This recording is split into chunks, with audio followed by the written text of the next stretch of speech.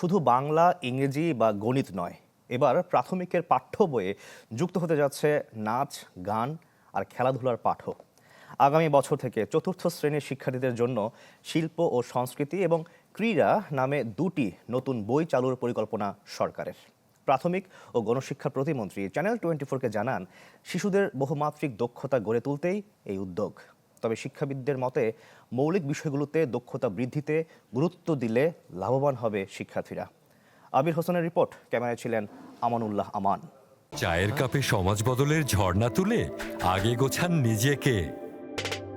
Premium titanium আলমিরা, গুছিয়ে ফেলুন জীবনটাকে। চতুর্থ শ্রেণীতে বর্তমানে পড়ানো হয় 6টি বিষয়: বাংলা, ইংরেজি, গণিত, বাংলাদেশ ও বিশ্ব পরিচয়, প্রাথমিক বিজ্ঞান, ইসলাম ও নৈতিক শিক্ষা। এর সাথে আগামী বছর থেকে আরও দুটি বিষয় যুক্ত করতে চায় সরকার।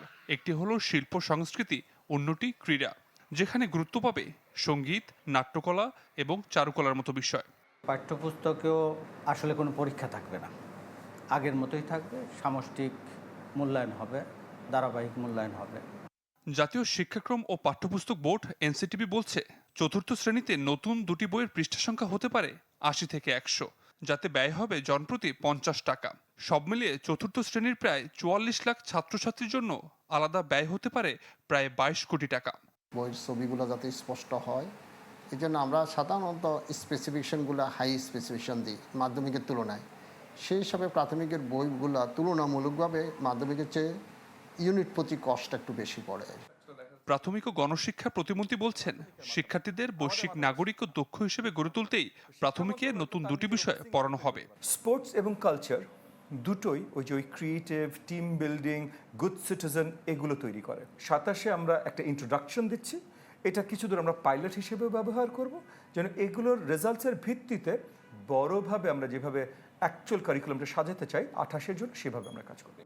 তবে শিক্ষাবিদদের মতে চতুর্থ শ্রেণীতে 6টি বিষয়ের সাথে আরও দুটি বিষয় যোগ করলে বোঝা বাড়বে শিক্ষার্থীদের।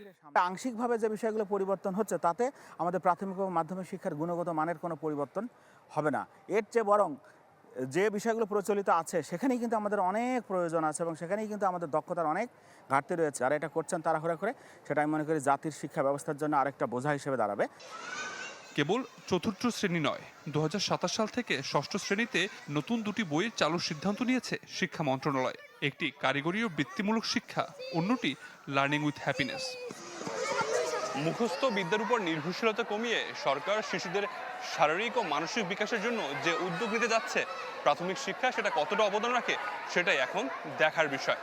আবির হোসেন, চ্যানেল 24, ঢাকা।